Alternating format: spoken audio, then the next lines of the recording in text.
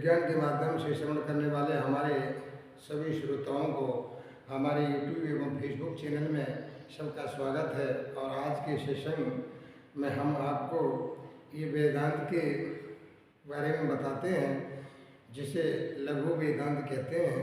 और बहुत बढ़िया प्रसंग है, इसको श्रवण कर और अपना मानव जीवन को धन्य करें। ओम श्री गुरुर्ब्रह्मा गुरुर्विष्णु गुरुर्देवो महेश्वर गुरुर्साक्षात् परम ब्रह्म तस्मै श्री गुरुवे नमः। आखंडमंडलाकारं व्याप्तं येन चराचरं तत्पदं दर्शितं येन तस्मै श्री गुरुवे नमः। ओम श्री गुरुचरण सरोज रज निज मन मुकुर सुधार वरनहु रघुवर विमल यश जोधायक फलचार। बुद्धिहीन तन जानिके सुमिरो पवन कुमार बल बुद्धि विद्या देहु मुई हरहु कलेश विकार। बोल श्री हनुमान जी महाराज की जय, सद्गुरुदेव भगवान की जय। ओम तस्सत् हरि ओम तस्सत् नारायणाय नमो नमः। ये लघु वेदांत जो है, इसके बारे में हम आपको बताने जाते हैं। जो हमारे अंदर में ग्रंथियाँ इंद्रियाँ हैं, इनके बारे में बताते हैं। कृपया इसे ध्यानपूर्वक श्रवण करें और अपना मानव जीवन को धन्य करें, क्योंकि यह जो लघु वेदांत है बहुत ही बढ़िया है। इसे श्रवण कर समझें। और जिस प्रकार बताया है, 4 वर्ण होते हैं। इन चारों वर्णों में कौन कौन से वर्ण हैं? गृहस्थ आश्रम के भी 4 वर्ण हैं।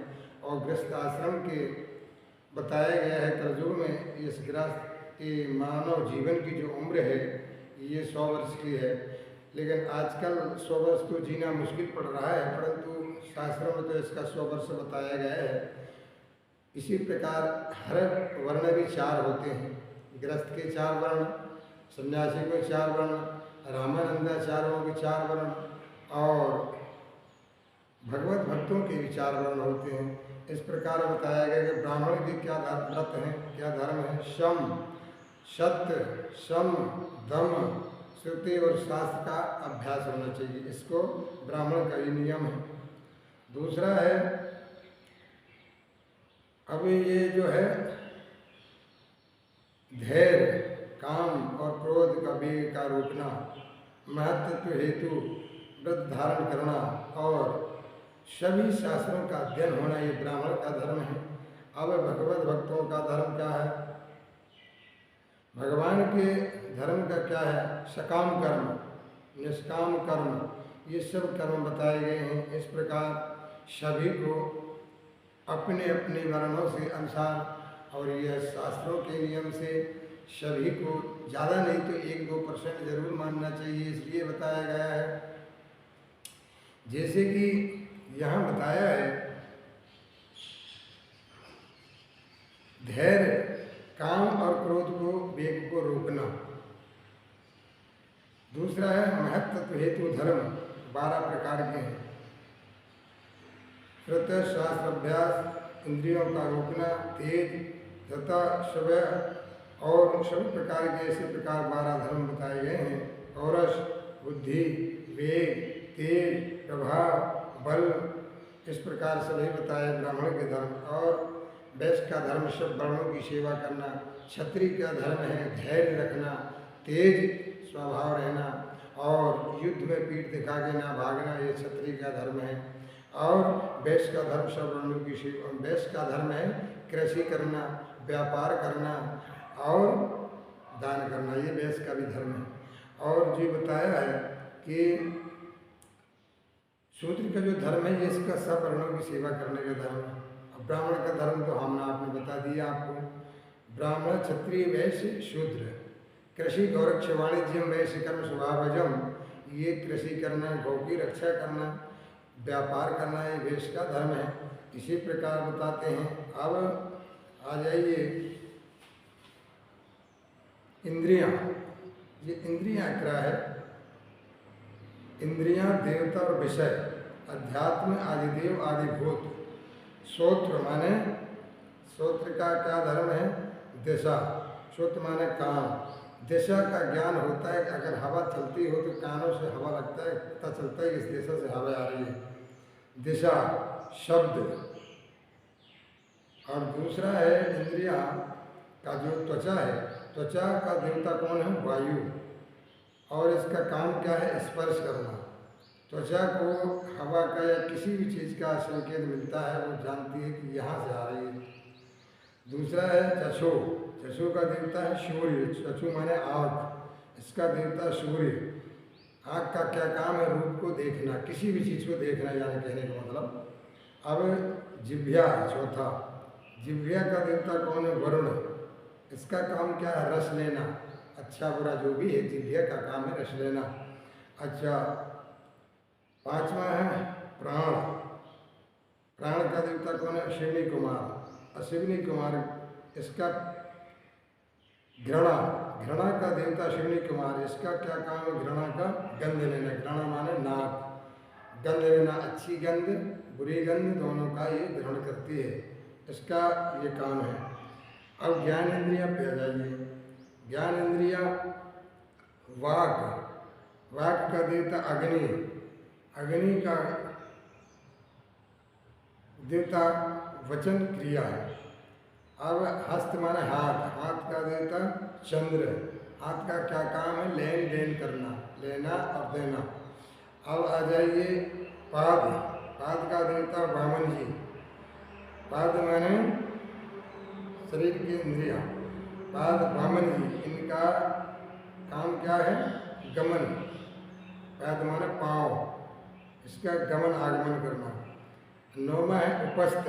उपस्थ का देवता है प्रजापति। प्रजापति इसका देवता है, इसका क्या काम है? रति भोग करना। दसवां है गुदा।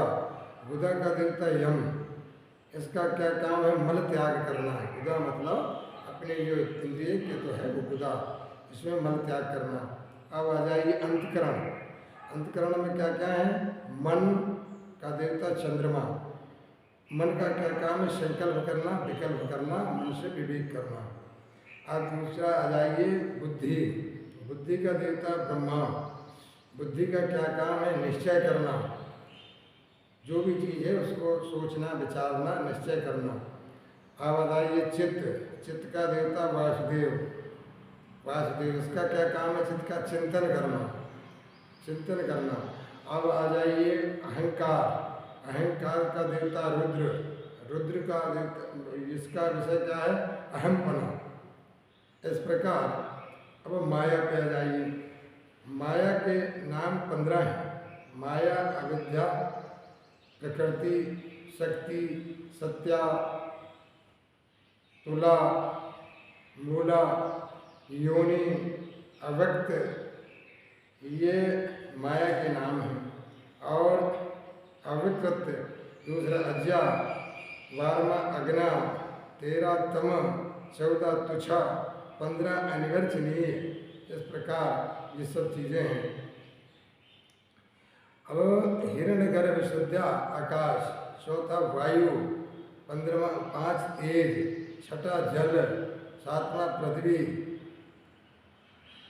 8वां 10 इंद्रिया, 9वां मन, 10वां अन्न, 12 बल, तप, मंत्र, कर्म, 15 लोक, 16 नाम। इति श्री विचार चंद्रोदय।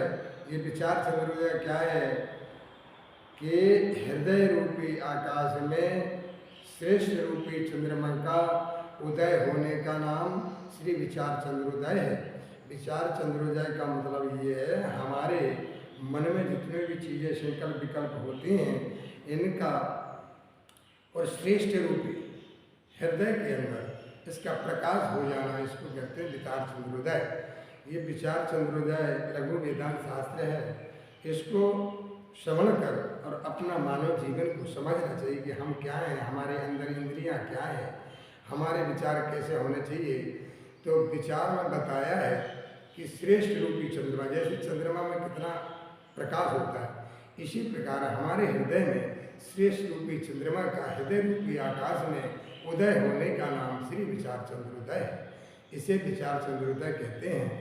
और अब आगे बताता है कि धर्म ग्रंथ जितने भी शास्त्र वेद हैं इनको सब अपने दसों इंद्रियों के अंदर मन चित्त बुद्धि अहंकार 15-17 तत्वों से ये शरीर बना है। रामायण में लिखा है छिपी जग पावक गगन समीरा पंच रचित जित अधम शरीरा। और इसमें बताया है कि 17 तत्वों से ये शरीर है। 5 ज्ञानेंद्रिया, 5 कर्मेंद्रिया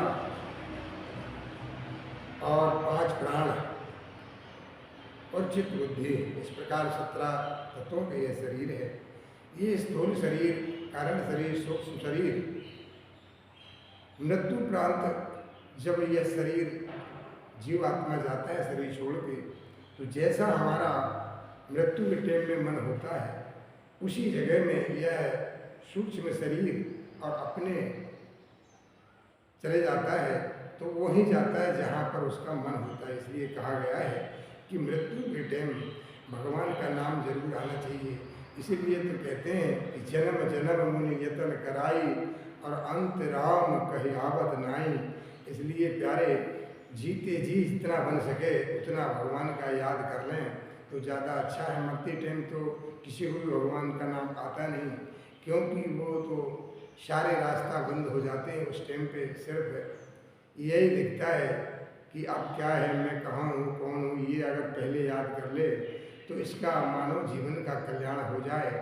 इसी प्रकार सभी शास्त्र कहते हैं, और हम अगर नहीं पढ़ सकते, कोई नहीं सुन सकते, तो कम से कम घर बैठे आपको हम श्रवण कराते हैं। कृपया इसे ध्यानपूर्वक श्रवण करके और अपना मानव जीवन को धन्य करें तो ज़्यादा सार्थक होगा, क्योंकि इससे नुकसान नहीं है, कल्याण ही है। और ये हमारे चैनल को कृपया सबसे हाथ जोड़ के प्रार्थना है कि जो भी श्रवण कर रहे हैं विज्ञान के माध्यम से, सब हमारे चैनल को सब्सक्राइब करें एवं फॉलो करें और लाइक करें, जिससे हम जो भी प्रोग्राम करें अच्छे वो आप तक हम पहुंचा सकें। क्योंकि इसमें आपका नुकसान तो नहीं है, फायदे ही है, और आपका कोई खर्च तो लग नहीं रहा। सिर्फ आपको ये है कि सब्सक्राइब करके लाइक करें, तो हमारा जो प्रोग्राम है वो सबसे पहले हम जैसे करेंगे और हम यहाँ से छोड़ेंगे तो सबसे पहले आपके मोबाइल में पहुँचेगा। तो कृपा कर सभी से हाथ जोड़कर प्रार्थना है कि हमारे चैनल को सब्सक्राइब करें, जिससे ये चैनल में एक प्रकार की मजबूती आ जाए और हम अपने कार्यक्रम में हमेशा आपके तक पहुँचा सकें। और इसी के साथ हम अपनी वाणी को विराम देते हैं। ओम नमो नारायण तस्सत् हरिओम तस्सत् हरिओम तस्सत् हरिओम।